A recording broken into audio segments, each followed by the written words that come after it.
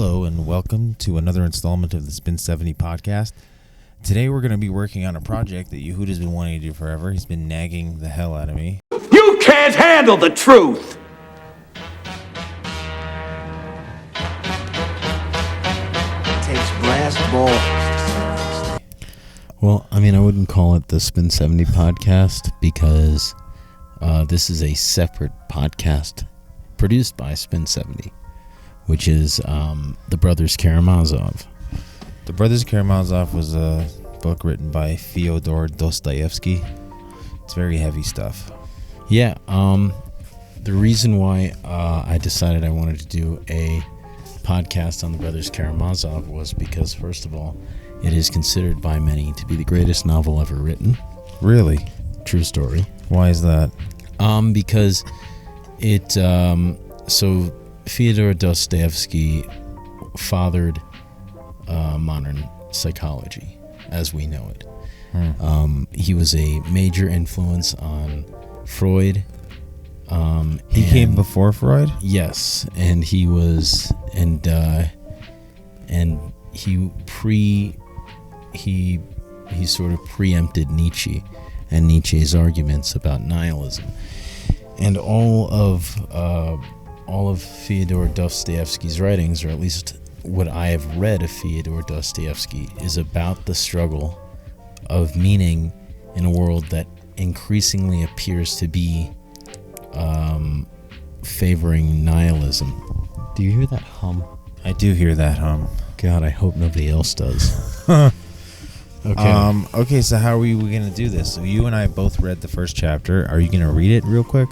I mean, do you think I need to? Because really, I want this podcast to be a commentary. I think you should just summarize it because this is the second time you've read it, and then I'll explain to you what I got from it. Sure. And then we can discuss it. Okay. So actually, why don't you summarize it since you read it for the first time, so we can get your first impression? I mean, like basically, it's very hard to read because it's very condensed, and Right. it's very like, how do I put this? It's a very short chapter, but it's a lot of words that have a lot of meaning. Right. Does that make sense? Yeah. That's. I mean, it's the classic Shakespearean theory about wit, which is brevity is the soul of wit, right? So basically what it goes in, it starts by introducing a character. I forget his name. What's his name? Alexei Fyodorovich Karamazov, who I'm assuming, I'm not 100% sure, but I'm assuming is the father. Oh no, sorry, that is the third son. Then it goes to explain the third son's father's life. Right. And the third son's father is basically a guy who's a property owner of some sort. He has money. Right. And he married a very wealthy woman. Right. He married two women. But the first wife was a very wealthy woman. Right. And that very wealthy woman ended up running away from him for another guy who was just a guy who wanted to marry into a noble family so that he could have a dowry, as I call it.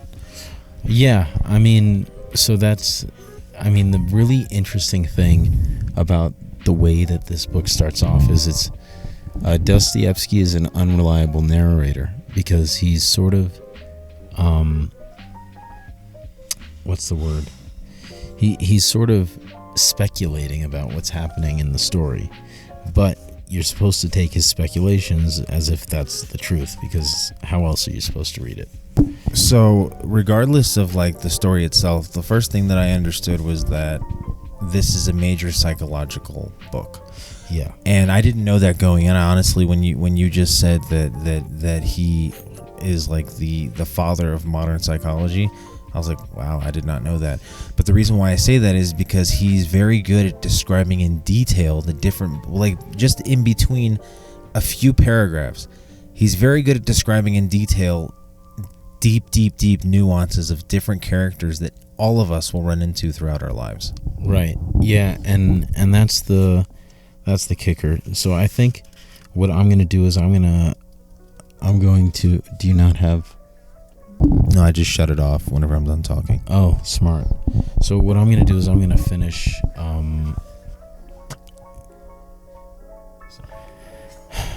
I'm gonna finish summarizing it so that we can get into the discussion real quick. How was that summary? I mean, I thought it was pretty vague, but I mean, Yeah, this is my well. second reading of it, so I will finish up the summary. Okay. Fyodor Pavlovich Karamazov has 3 sons.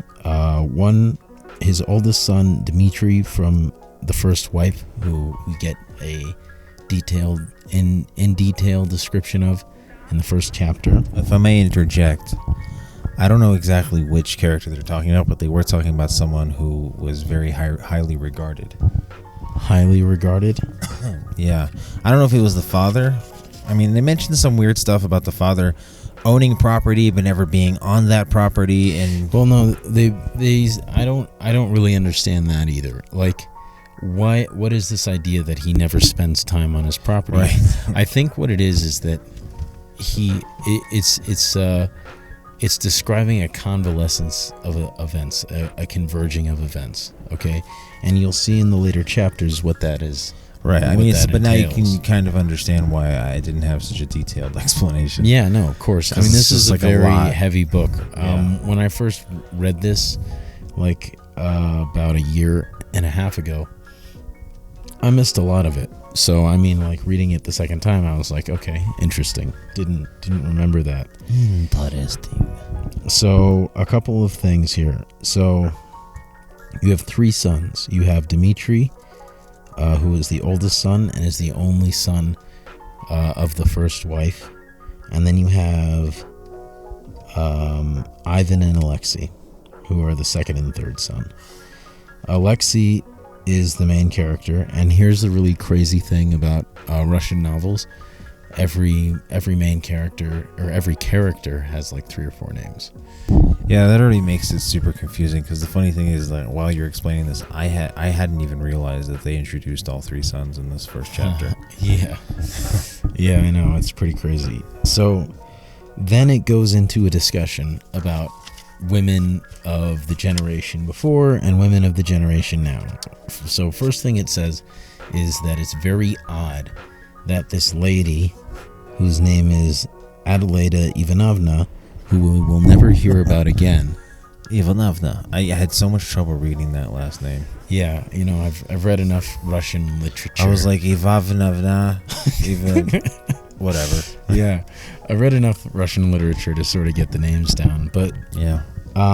so we will never hear from Adelaida Ivanovna again, even though I'm not even sure if that's the correct pronunciation of the name.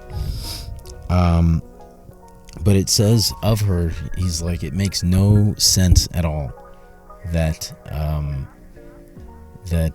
she married Dmitry, right? And then it goes further to explain why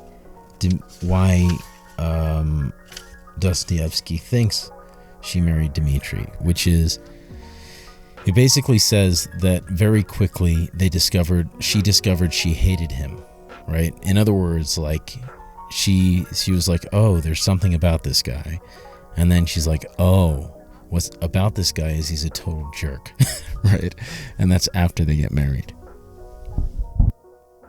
Okay. So that's I think Dostoevsky's explanation for the marriage. Shortly after Well, I mean, that, also, I what I find interesting is that they're starting the book off describing a marriage that kind of went south. right? And I what I find interesting about that, and only because of what you've told me about this book, it's a great way to start the book, because it's a psychological novel, meaning that it's describing, okay, so X person went through such trauma and has been doing X, Y, and Z, and this is why he acts however he acts throughout the book. Right, and this is sort of a staple of Russian novels, is that they're insanely long and insanely detailed, right? And what's really interesting about this book is it only gives you the information that you need right then. Like, you know, sometimes you're reading something and you go, why is this important? Dostoevsky doesn't even give you the name of the town that this whole story takes place in until like the second or third to last chapter. because it's not important yet. And there's a lot that is going to unfold that is going to just blow your mind as far as psychological analysis is concerned. Right. So it goes on to say that Adelita Ivanovna ran away with a poor guy, and then it says that she died one of three ways. She either died of starvation, or she died of, it's right here, hold on a second. She either died of starvation, of typhus, or what was the last one?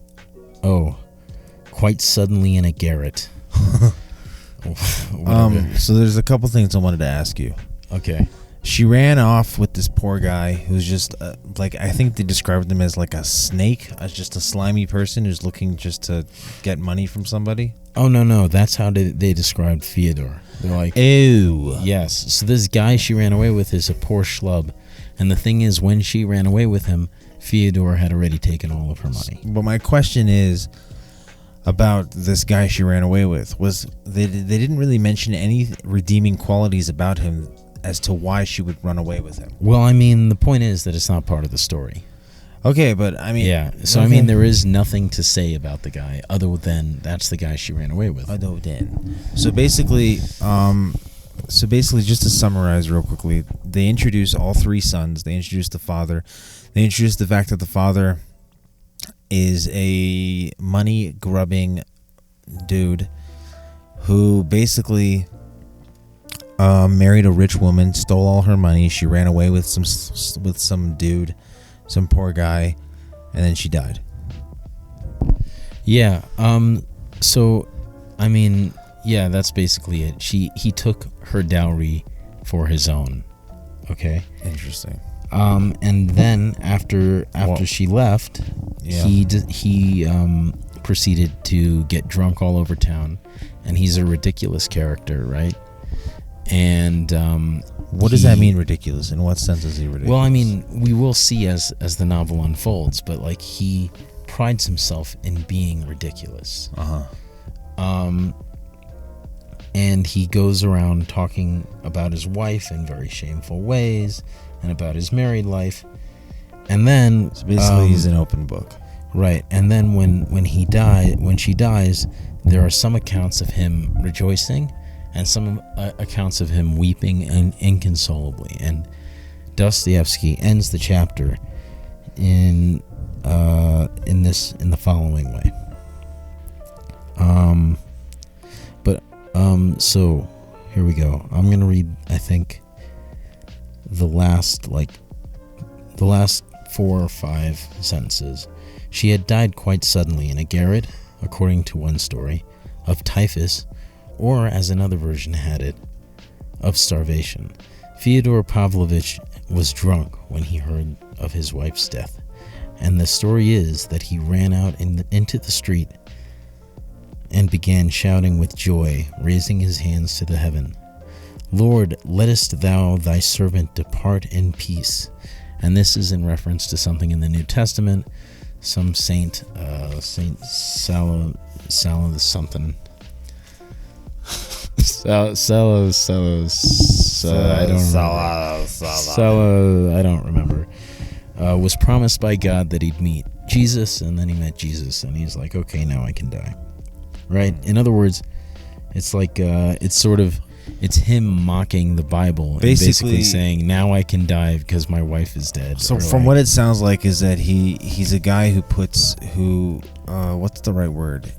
He puts tsaras on himself. Do you know what that means? No, I don't think that's true. I think you misunderstand me, meaning he over dramatizes things. He's an open book. And then when he feels like he's free of something that he thought he needed to be free of, he makes a big dramatic outburst about it, but only to realize later that he kind of bit off more than he can chew with that outburst. No, I mean, the thing about Fyodor's character is that he believes himself to be a comedic character. Like, everything in his life is a joke to him. Okay.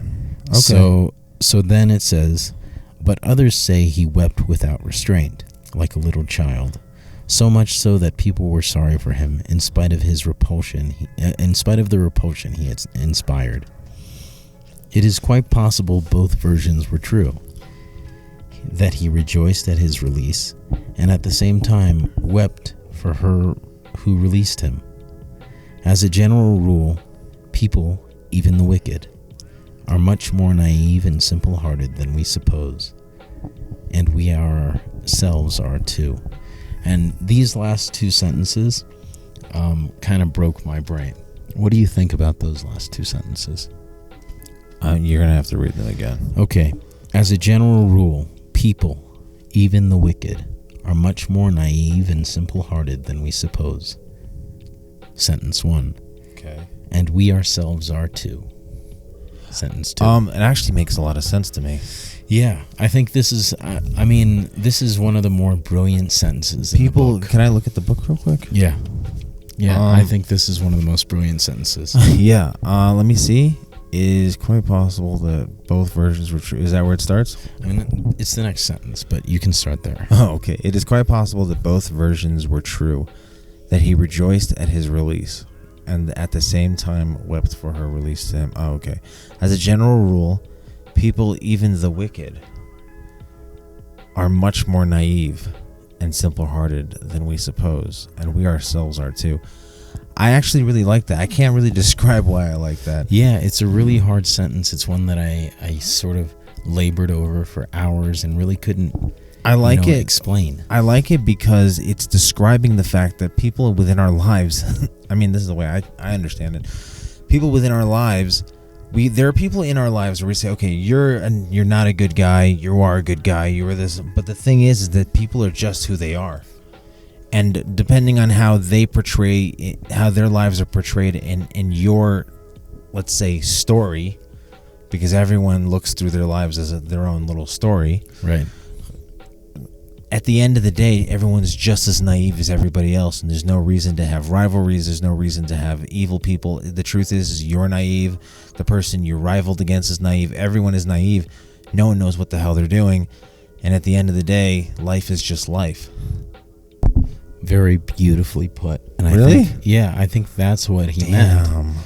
But I also, before we close off the commentary of the first chapter of the Brothers Karmazov, I want you and our imaginary audience of people who are going to read the next chapter to think about the following. Okay. Dmitry Karamazov, the first brother, right? His father drove his mother to a death of destitution, allegedly, right? So what exactly should the first son's feelings of his father be?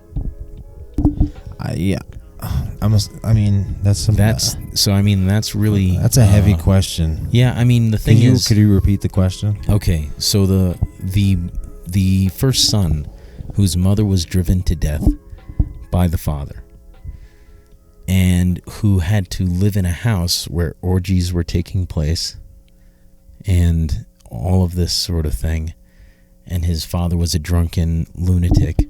Forms of indecency is the right thing to say. Right.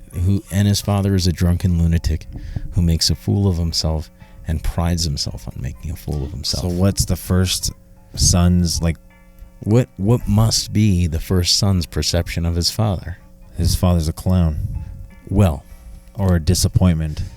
I don't want you to try and answer it. What I would rather is just think about that as we enter the next couple chapters, because it's going to be important.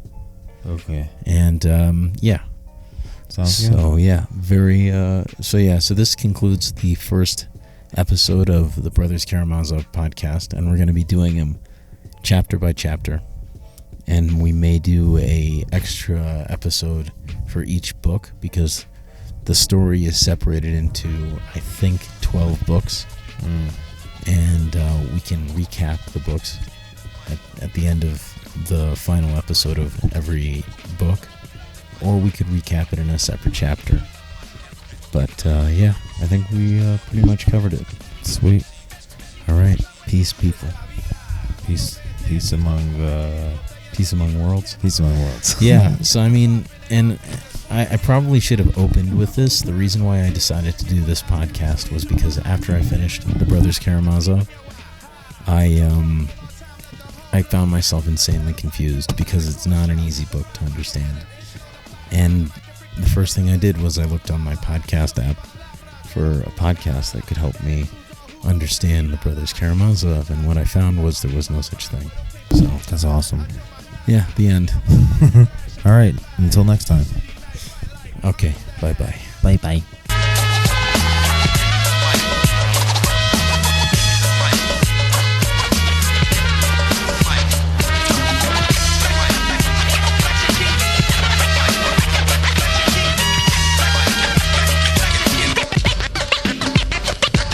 ¿Qué onda, muchacho? Arriba las manos, gabacho moreno, penetra tu barrio. Racing you but rolas de rock back frente.